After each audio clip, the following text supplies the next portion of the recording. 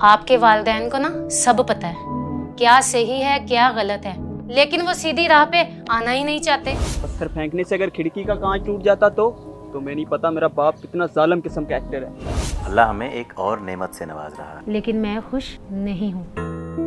सिर्फ नेमत नहीं, अमानत भी है ये अल्लाह की, जिसकी हिफाजत मैं इस घर के माहौल में रह के बिल्कुल नहीं कर सकती। शादी? अभी तुम 16 की भी नहीं हुई हो। तो क्या हुआ, सिर्फ 4 महीने ही तो रहते हैं। क्यों, चुप करवा दिया ना आपको आपके वालिदैन ने? क्या करूं, वालिदैन है, बहस भी तो नहीं कर सकता। पता नहीं उनकी सोच को क्या हो गया है।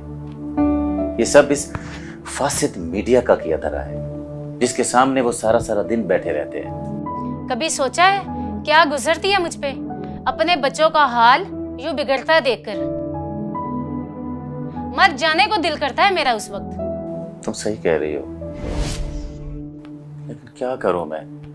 हर तरह से कोशिश तो कर रहा हूं मैं उन्हें समझाने की। रिजवान, मेरी बात का बुरा मत मानो। अगर बच्चों का अच्छा मुस्तकबिल चाहते हैं ना, तो हमें आपके वालिदैन से अलग होना ही पड़ेगा। क्या कह रही हो?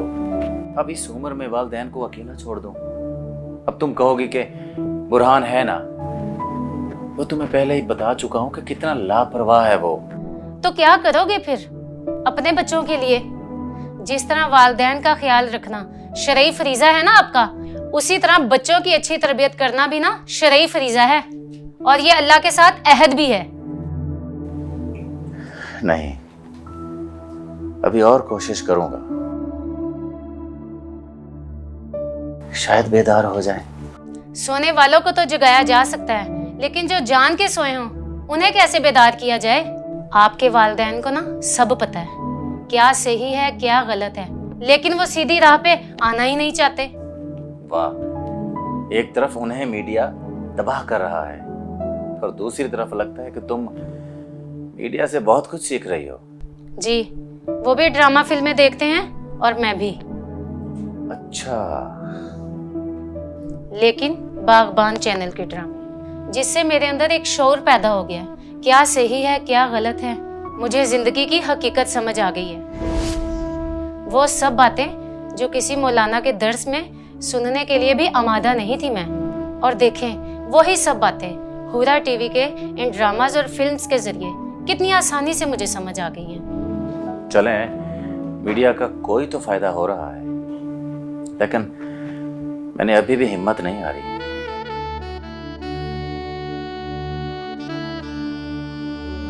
उन्हें राह रास्त पर लाकर ही रहूंगा।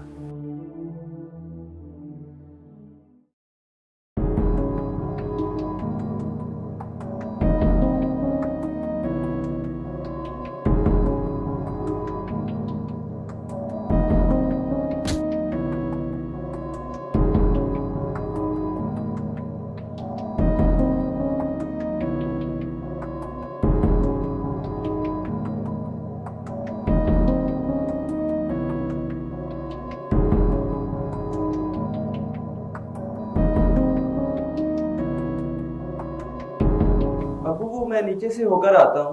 हाँ हाँ बेटा जाओ, शुक्र है तुम भी 4 दिनों के बाद घर से निकलने का सोच रहे हो। आजा, जल्दी आ जा यार। अबे फोन नहीं कर सकता था क्या?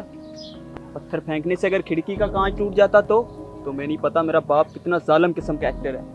बैलेंस नहीं है फोन में, सबसे पहले रिचार्ज कर। तू भी ना टीपू एक किस्म का भूखा है। पहले ही तेरी तरफ 13,700 रुपए है। मालूम है, मालूम। चल सिगरेट भी पिला दे। टीपू, सिगरेट के मिलाकर 13,740 हो गए हैं, याद रखना। 13,800 कर दे, लस्सी भी पिला दे।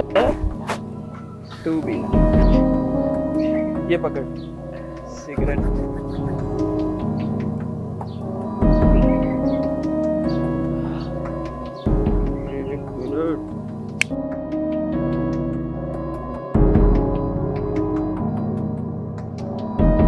अबे सिगरेट तो लगा ले, इधर ला।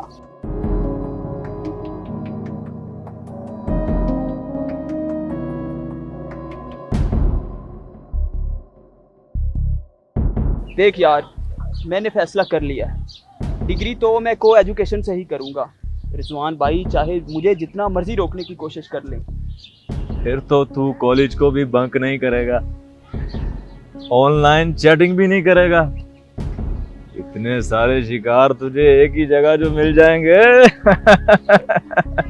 अबे देख, कश्मीर को तस्वीर में देखना और कश्मीर में जाकर देखने में जितना फर्क है ना, उतना ही ऑनलाइन चैटिंग और को एजुकेशन में है।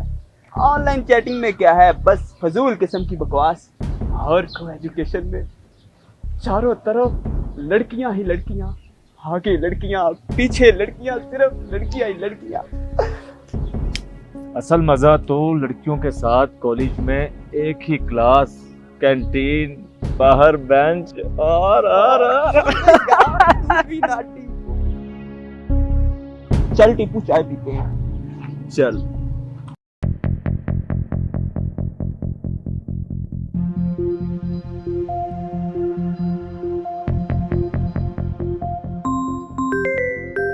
बड़ी लॉन्ग इनिंग खेल रहा है तू इस पठान की बच्ची के साथ। हाँ यार, क्या करूं। 2 साल हो गए होंगे जब पहली बार डेट पर ले गया था। उस वक्त 14 की थी शायद, है ना? हाँ, अब शायद 15 की होगी, 16 की तो नहीं हुई होगी। तो ये तेरा पीछा नहीं छोड़ेगी। तो दूसरे प्रोडक्ट्स का क्या करेगा?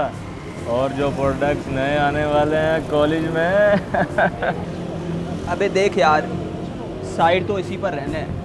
सोच, लड़की खूबसूरत हो, अमीर बाप की लौती भी हो, तो लाइफ सेट करने का इससे बेहतर और कोई तरीका नहीं मिल सकता टीपू मेरे यार। हाँ ये तो है। देख, अब हर जगह एंजॉय करते हैं, जब शादी की बारी आएगी तो कोई ना कोई इशू क्रिएट कर डालेंगे। क्या ख्याल है टीपू? अबे तेरे तो एलन मस्क से भी बड़े बिजनेस प्लान है। 200 ट्रक के मालिक की बेटी को फंसा लिया तूने। वाह यार।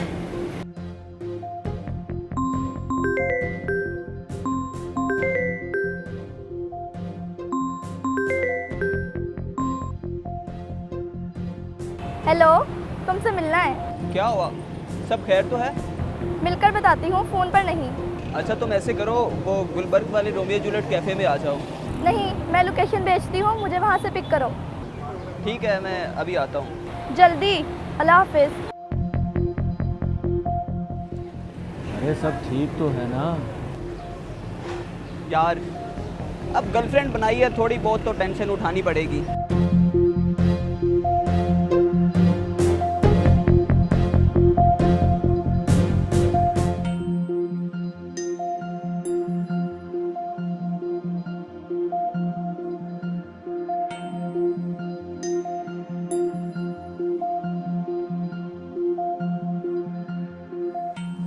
क्या हुआ?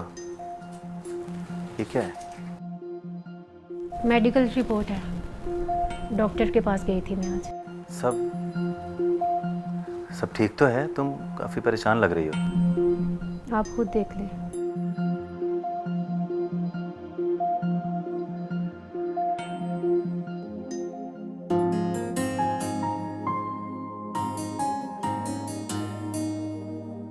मुबारक हो, अल्लाह हमें एक और नेमत से नवाज रहा है। लेकिन मैं खुश नहीं हूँ। क्यों? अल्लाह की नेमत है, तुम्हें तो खुश होना चाहिए। सिर्फ नेमत नहीं, अमानत भी है ये अल्लाह की, जिसकी हिफाजत मैं इस घर के माहौल में रह के बिल्कुल नहीं कर सकती। पहले ही 2 बच्चों को बर्बाद होता देख लिया मैंने, और अब तीसरा। निदा, हमारी सोच सही है, हमारे इरादे मजबूत हैं कि हमने अपने बच्चों की हिफाजत करनी है, उन्हें महफूज हाथों में रखना है, उनकी तरबियत करनी है। अल्लाह कोई ना कोई रास्ता निकालेगा। रास्ता तो है रिजवान, लेकिन शायद आपको अल्लाह से ज्यादा मुआशरे का डर है, इसीलिए आप वो रास्ता जो है ना अपनाना नहीं चाहते। सब्र करो, अगर वही रास्ता ठीक है तो वहां तक पहुंचने का इंतजाम भी अल्लाह ही करेगा। परेशान मत हो।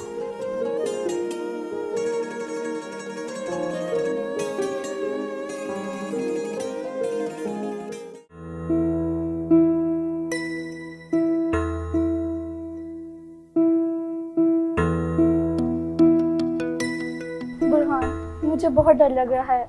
ऐसा लगता है बाबा को सब कुछ पता चल गया है और शायद हो सकता है क्या हो सकता है? उन्होंने अपने लोग मेरे पीछे लगा दिए हैं। क्या हो गया गुलनाज तुम्हें? 200 ट्रकों के मालिक के पास इतनी फुर्सत कहाँ कि वो तुम्हारे पीछे अपने गुंडे लगा दे? तुम नहीं जानते, हमारी बिरादरी में अगर लड़की का किसी के साथ अफेयर हो तो बहुत बेइज्जती होती है। हम कुछ दिन नहीं मिलते, तुम घर पर ही रहो। क्या मतलब? मैं 14 साल की थी, 8वीं क्लास में थी, तब से तुम्हारे साथ इश्क हो गया है। अब मैं नहीं रह सकती। तो क्या करें फिर? शादी। शादी? अभी तुम 16 के भी नहीं हुई हो। तो क्या हुआ, सिर्फ 4 महीने ही तो रहते हैं। तो 4 महीने इंतजार कर लो ना, फिर तुम 16 की हो जाओगी तो हम लीगली शादी कर लेंगे। मेरे बाबा बहुत गुस्से वाले हैं और मैं तुमसे मिले बगैर, तुमसे बात किए बगैर नहीं रह सकती। और अगर उन्हें पता चल गया तो वो या तुम्हें या मुझे या हम दोनों को गोली मार देंगे। तो क्या करें फिर? मैं घर नहीं जाऊंगी। तो किधर जाओगी? अपने घर, यानी तुम्हारे घर। मेरे घर? पागल हो गई हो? तुम्ही ने तो कहा था तुम्हारे अम्मी अब्बू तुम्हारी हर बात मानते हैं, लाडले हो, आखिर 15 साल बाद जो पैदा हुए हो। हाँ, अम्मी अब्बू को तो मैं मना लूंगा, लेकिन तुम्हारे बाप का क्या? बुरहान, चलो जल्दी चलो। क्या हुआ? मेरे बाबा का सिक्योरिटी ऑफिसर है वहाँ, शायद वो मुझे ढूंढ रहा है।